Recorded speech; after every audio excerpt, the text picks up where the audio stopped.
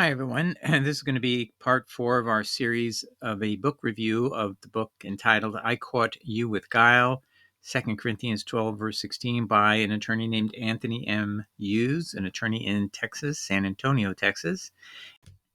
And the title of this episode is The Roman State's Interest to Reshape Christianity to Fit Pagan Beliefs. So he's going to go through how that originated. And this will be from page 108 of his book and following. This will be part 4, but there's going to be a sort of a slight digression, but on point. And it's whether Jesus said he was the sole pastor, how that fulfilled the prophecy that is in the book of Ezekiel, and why that rubs against the Pauline doctrine that Paul can say there's multiple pastors. And why would Jesus have to be sole pastor? What is the reason for that? Why is the structure of the church where there's no hierarchy except we have a single pastor? And then we have the confrontation with governments like Constantine, who wanted himself to be the leader, the pontiff, if you will, on earth. And he was the first pontiff, if you didn't know it. And he handed off that office of being Pontifex Maximus later to the later, after he was dead, his successors handed that off to the Roman bishop. But let's continue. So here we go. This is when he begins at page 108. When the leaders of Rome were creating religion, this is the magnitude of the problem they faced. So Rome was very artistic in influencing all the religions. It had a high priest, or the Pontifex Maximus, which office had been fused with the emperor's office 2 emperors prior to Constantine. So that office, which basically would send money all over the empire to control and influence all the pagan religions and make them state dependent. And by doing that, they can indirectly control them. They could give money and take it away. They put everyone on salary, and if you don't do what they say, they take the salary away. They get you dependent, and they take control of you. Very surreptitious. Okay, and let me add this. Christians at this time don't believe in pastors for pay. They don't believe in prelates or bishops getting any salaries. That's not how it was a voluntary thing to do. But Constantine changed that all. Everybody's put on salary, and everybody thinks that's a great idea until they don't realize it. You've lost control. But I digress. Let's keep going. How do they combine the characteristics of deities worshipped by Roman citizens from all aspects of the known world into one? All the known evidence suggests this answer. Create a religion named after Jesus, but practiced under the doctrine of Saul, a man who proudly called himself a relation of Herod Antipas and a Pharisee Jew, familiar not only with Roman mores and customs, but also was deemed an expert in Jewish law and their faith. I'm going to pause there. So he's telling you, Constantine, looking back, could see, hey, there's one of our guys. There's Herod Antipas's relative. Okay, that's in Acts 13:1. He grows up with Herod the Tetrarch. That's Herod Antipas, the one who sent Jesus to his death to Pilate. And then you have in Romans 13, verse 16, Paul says, I give a salute to my kinsman, my relative, Herodion, which means little Herod. So a child or son of some other more famous Herod is what he was talking about, who happened to be at Rome at that time, which is the congregation he's addressing. Then Mr. Hughes goes on. Many agree with some of the statements made by Paul. Christians will go to their graves thinking that the Father, Son, and Holy Spirit are the same. They will not care that it comes from Paul's gospel. Okay, so Paul actually believed that Jesus is the first begotten of creation. This is in Colossians 1, 15, 16, and 17. And then Jesus, not the Father, then creates all things. and through him, and everything was made through Jesus. And so Jesus is a demigod, if you will, and he's our true Father, if you really just do the math in reading Colossians 1, 15, 16, and 17. Okay, let's continue. They will not care that it comes from Paul's gospel. Furthermore, they agree with the church's hierarchy.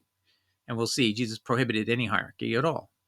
They like their bishops, cardinals, and positions. They cannot imagine a church where all are equal and treated as brothers as taught by Jesus. We'll get in that for a moment, but I just want to show you that Jesus talked about there only being one shepherd, one pastor.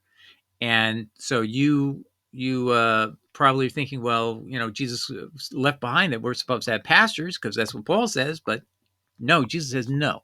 There was only to be one pastor, and we're all equal brothers and sisters under that single pastor.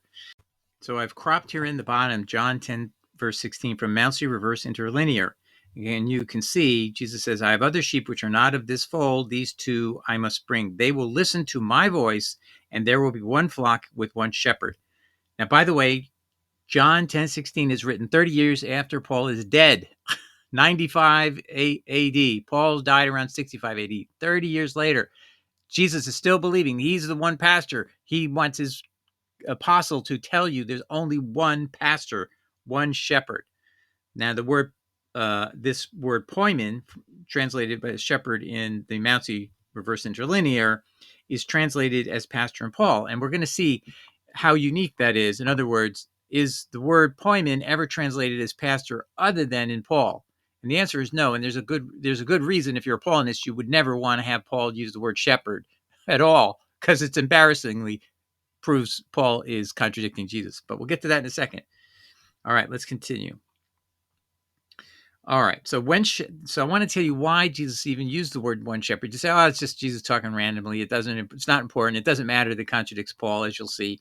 No, it's very important because it fulfills a prophecy. And where is that prophecy? It's in Ezekiel 34, verses 22 to 24. Have you ever heard of this before? Probably not. Why? It's deliberate. You're not supposed to know about it.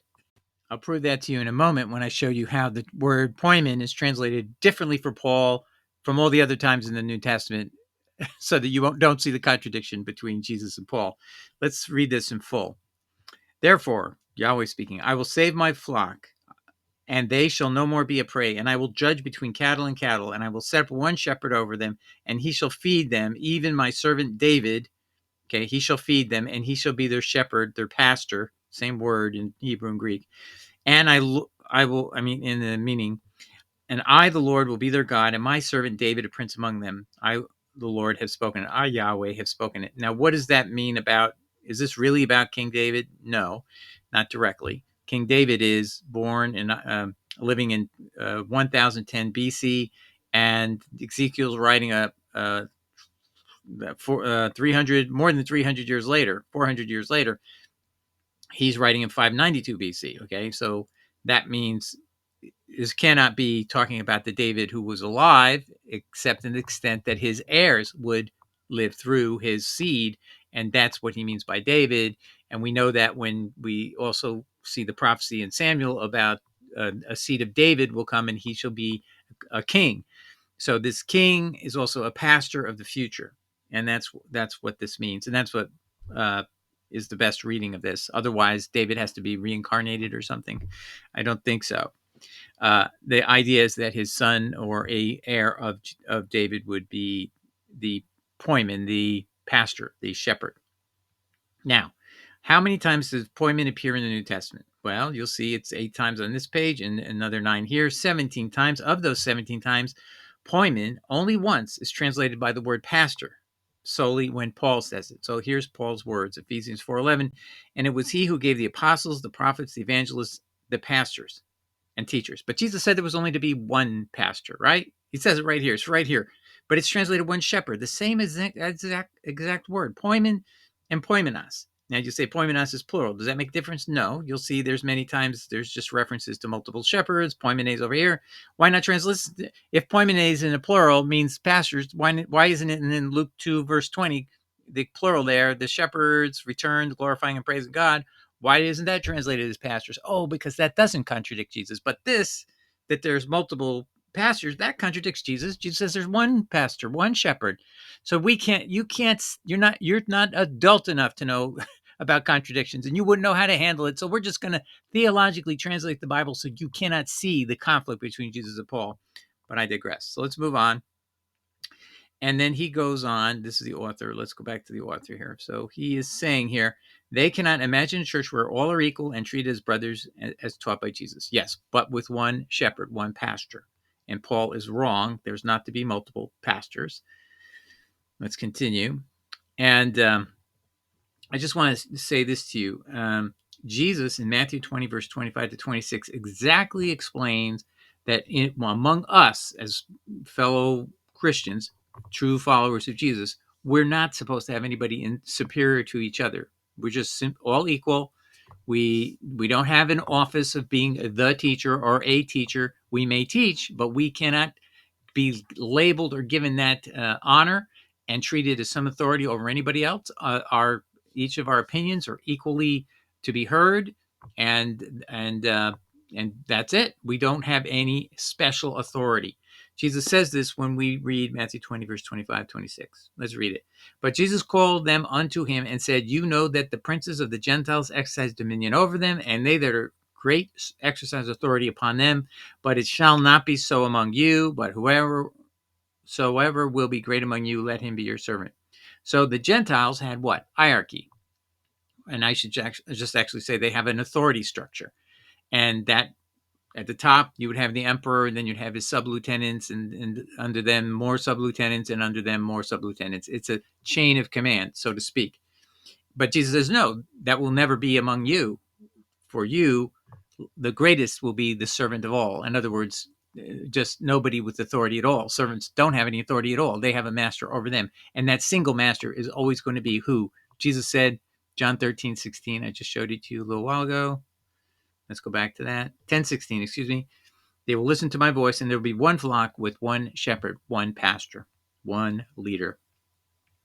And Jesus also talks in those terms too. And he says here in Matthew 23, verse 6 to 11, they love the place of honor at banquets. He's talking about the priests or the Pharisees, and the chief seats in the synagogues, and respectful greetings in the marketplaces, and being called rabbi by men. But do not be called rabbi. Now, by the way, in the Bible, there is the Bible did not set up the order of Pharisees. It's a self-created, self-established sect, and they literally have no biblical justification at all. There is no sect protection. There's no ability to have people who call themselves rabbi in the Bible. Did you know that? It's just a self-created thing. When was this created? Oh, under the pagan administration of the Greek Empire, when it controlled Judea up to 96, 92 BC, I think it was. So they had about 200 years where they were controlling. Greece was controlling Judea. Did you know that? And maybe that might help you understand why the Bible is translated into Greek, because there's a lot of Greek speakers and there's libraries and things like that. And so it just fit into a culture that had existed for centuries prior to the Romans taking over about, close to 100 years before Jesus arrives. Let's continue. But do not be called rabbi, for one is your teacher, your didaskalos. It's important. And you are all brothers and siblings. Now, Jesus already said that. I showed you over here, right? Actually, I guess I quoted this earlier. Do not call anyone on earth your father, for one is your father, he who is in heaven. Do not be called leaders, teacher, kathagates. That is, you're not to have that title. There's no titles. Everybody's the same. Everybody can teach. Everybody can learn. Everybody can be without any structure. And people, I don't understand how we can live without structure. Jesus said it. You do it. You don't care about what can or cannot be done. You obey him. Continuing, for one is your leader. Who is that? That is the Christ. That is the Christ. There is one teacher. There is one didaskalos. But the greatest among you shall be your servant or slave. Very similar to the passage we read about Archon, the hierarchy. And it's kind of important to know that the most authentic manuscripts have didaskalos here rather than kathagates in the second usage. So it's used twice in this verse, I believe here. Yeah, well, it's used right here. And the reason that's important is Paul talks about teachers in that same verse I told you that, see this? Teachers, didaskalos. He did it twice. He violated and contradicts Jesus twice. There are no office of teachers. There are no office of pastors. None of that structure or hierarchy was ever intended by Jesus at all. And people, good people will say, I can't understand how people can have structure. And then I think it was Lex was mocking that, people who claim you can't have people called teachers then are teaching. But it's not the same thing. To be called a teacher is very different from simply teaching, Lex, just so you know. Jesus said you can't be called teacher. You cannot be called rabbi. That's very different. Everybody can teach. Everybody can listen.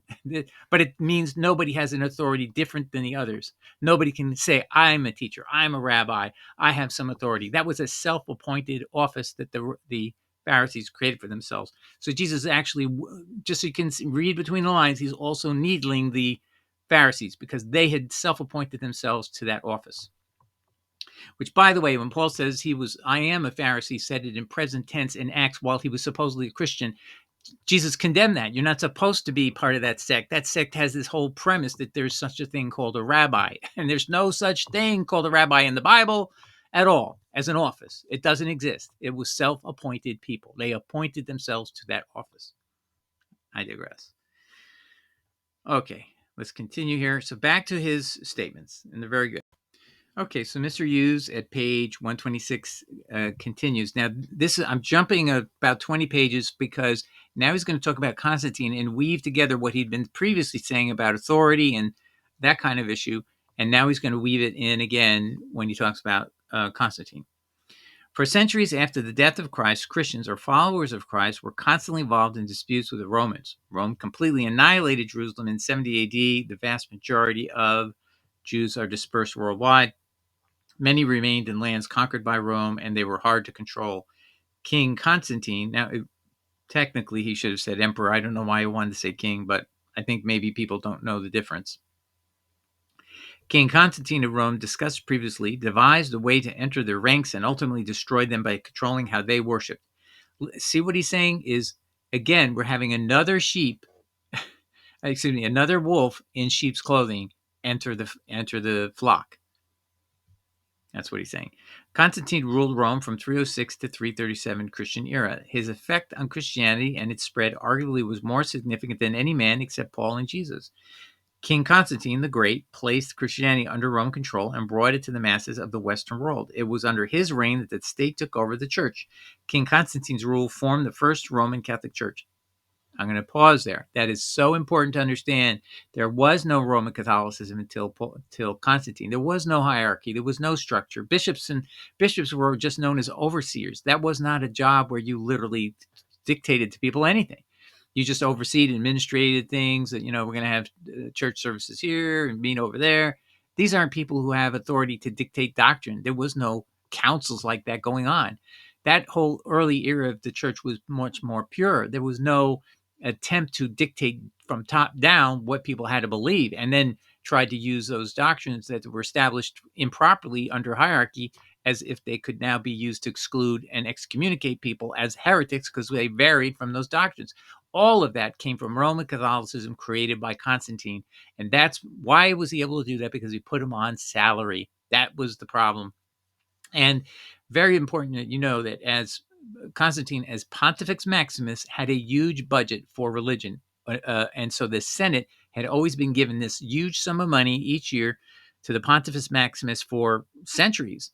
And this became a significant office. And 2 emperors prior to Constantine, that office had been moved to the emperor. And that emperor now had all this money at his disposal, but then he could also use it to manipulate the religions under him to be very obedient and subservient to his will. Let's continue. Under his control, Europeans began management and control over religion where they were outsiders. Thus, King Constantine's historical influence on the growth of Christianity was unparalleled. Constantine was born a pagan. While some historians conclude that his mother Helena was a Christian, Constantine was known to have worshipped a sun god. That's absolutely fact. Whatever his mother was, I don't even buy that. But even if it were true, it doesn't mean he's a Christian. He's a pagan through and through. And when he dies, he gives orders for 2 amazing things that prove who he really was. Strike a coin that says on the coin, God Constantine. So he's claiming his Divus, D-I-V-U-S, God Constantine. And on the other, I think that's on both sides. And then on one side, it has a depiction of his face on a consecration coin as God Sol Invictus, riding a chariot up into the sky towards the sun. That is a standard motif of the image of Sol Invictus. And then what his coup de grace that shocked Eusebius was that the military men show up after Constantine's death and take his esophagus and put it in the middle in the Church of the 12 Apostles, and he was put right in the middle so that the 12 Apostles' esophagi that Eusebius had been collecting for over 10 years are now all pointed and centrally worshiping who in the middle? Constantine. And it's not a coincidence. 3 weeks later, Eusebius said, I don't know where that funeral box of Constantine went. It's no longer here. And it's disappeared from history. He knew he wasn't. He knew in the end Constantine had defrauded him and all of us. But we have never been told these truths. But Eusebius recorded these things, and the consecration coin is sitting in the British Museum. And a scholar from Germany recently did a whole paper on it, and so it's just ridiculous that people think this guy was a Christian. But I digress. He worshipped a sun god. That's correct. So Anthony used big points for that. His father, Constantius, ruled the western part of the Roman Empire at the time of his birth. Constantine's rule began after his father's death. Maxentius led the eastern part of the Roman Empire. Both wanted complete power over Rome and fought against the other. In the Battle of Milvian Bridge on 28 October 312, Constantine commanded an army outmanned by 40,000 to 100,000. Maxentius led the larger army. Now, I'm just going to cut out some things that he says because he shouldn't take them for face value, that there was a true vision in the sky and all this kind of stuff. Because when you do the scholarship in that area, the scholarship is that the first report is the vision was not at all of Jesus or anything about Jesus. It was about Apollo, the god of the father god of Sol Invictus, and he sees this brilliant starlight, or whatever you want to call it, shining light in the sky, and that he tells the men, this is a sign of our victory. And that was written up in a book way, way, way before the claim Constantine made towards 323, 24 AD. When he wants to meet with the Christians, he starts telling a different story. And so the probability is he's telling a lie, over a complete lie, or he did see something in the sky and he interpreted it as Apollo. And then later, when he needed to get the Christians on his side, he reinterpreted it to be about Christ.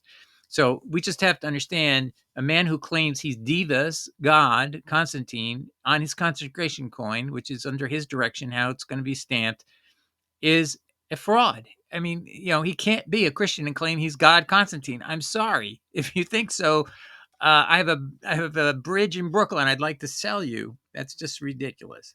Okay, let's continue. So I'm not going to read you this paragraph where he talks about the vision, taking it as if it were seriously happened, and it was about Christ. So that's just not plausible.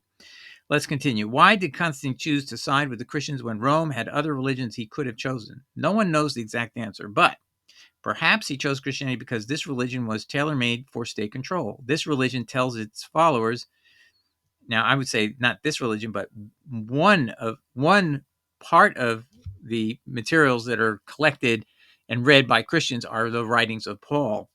And that tells the followers to submit to government authorities. Now listen to this quote of Paul. Very important to understand who Paul is and where he's coming from. And again, it confirms he's an Herodian. Listen to this is not, ladies and gentlemen, this is just so over the top, turning government officers into a higher authority than the word of Moses. Listen carefully when I'm telling you. Read Romans. This is from Romans 13. Then go read Galatians, that the law was given by angels through a mediator. And then he says, and that's in Galatians 3:19. And then go read Galatians 4, verse 9. Why do you want to be subject to the weak and beggarly elements? That's what it's translated, but it really means weak and beggarly celestial beings. Vincent, in his commentary on both Galatians 3:18 and Galatians 4:9, he says, hey, he's denigrating the authority of the law, the Torah, is weak and beggarly celestial beings. And if you don't think I'm right, just do a Google search, studylight.org, Vincent commentary, book of Galatians, chapter 4, and you'll see it. He ties it all together for you. So what we understand from from Paul, is he is putting in Romans 13 the government ahead of God's law. So now with that in mind, let me read this to you. Let everyone be subject to the governing authorities, for there is no authority except that which God has established. The authorities that exist have been established by God. Was the Torah established by God? No. It was established by angels who were weak and beggarly celestial beings. Just going to keep showing you these contrasts. Consequently, whoever rebels against the authority their authority is rebelling against what God has instituted. What about the law of Torah? God did not institute that. It was given by angels who were weak and beggarly. That's according to Galatians 3:19 and Galatians 4:9. I think it's Galatians 3:18 and Galatians 4:9. And those who do so will bring judgment on themselves. And you know what that word there is? It's krima, and it means condemnation, damnation. So if you disobey the Roman authorities, you're going to be damned. But in Galatians, what he tells you is ignore. The law given by angels to Moses. We've outgrown that. And why do you want to be subject again to these weak and beggarly angels? Well, you're free now. Just why are you foolish and you want to observe Sabbath? That's all about Sabbath in chapter 3. Days, he was like excoriating them to want to keep days, holidays, and new moons. This is all in the law of holidays in the Torah. He's saying, why do you want to do that? They're weak and beggarly angels who gave that. You don't have to listen to it, but listen to what he's saying about the Roman authorities. And Rome is who he's talking about. There's only one authority he could possibly be talking about. It's the Roman Empire. Let's continue to read. For rulers hold no terror for those who do right. Yes, they do. Poor Jesus did nothing wrong, and he's being crucified on a cross. But I digress. But for those who do wrong, do you want to be free from fear of the one in authority? Then do what is right, and you will be commended. I don't think so. Jesus did everything right, and he was killed for it. For the one in authority is God's servant for your good. No, he isn't. The Romans? Hitler? Pol Pot? We could come up a big list, Paul. But if you do wrong, be afraid, for the rulers do not bear the sword for no reason. For they are God's servants. Oh, my goodness me. So Pontius Pilate, ladies and gentlemen, was God's servant. It's just incongruous, unbelievable. Agents of wrath to bring punishment on the wrongdoer, therefore, is necessary to submit to the authorities, not only because of possible punishment, but also as a matter of conscience. In other words, you're to believe that they're God's voice, and therefore you have a conscious duty. You have a duty in your conscience. You must obey it. You cannot vary from anything they say.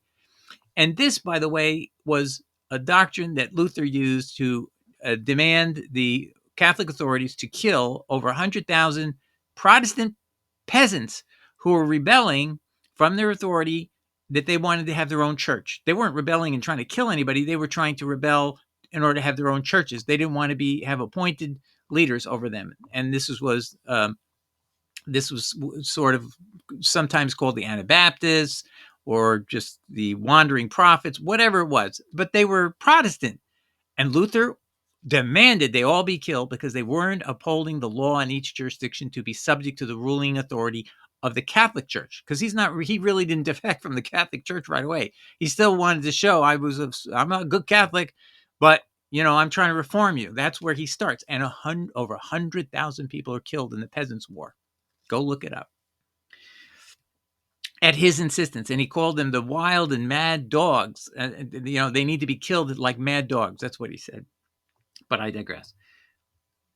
According to Paul, government agents act as God's servants, Mr. Hughes continues to write. Agents of wrath who will allocate punishment on wrongdoers.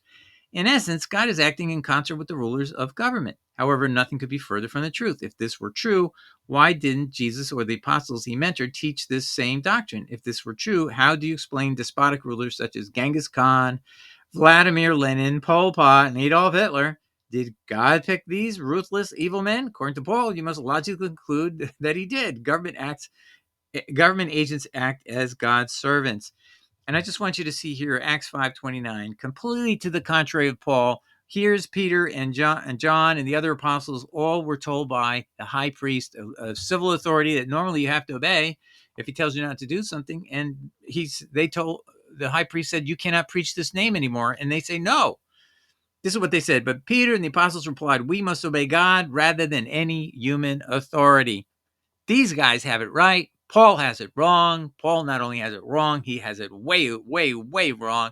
And his denigration of God's law to be below these people, the Hitlers and the Lenins and the Constantines and the Neros, is astoundingly wrong. Paul is so wrong. It's like ludicrously wrong. I hope you see that. Okay, we're coming near the end.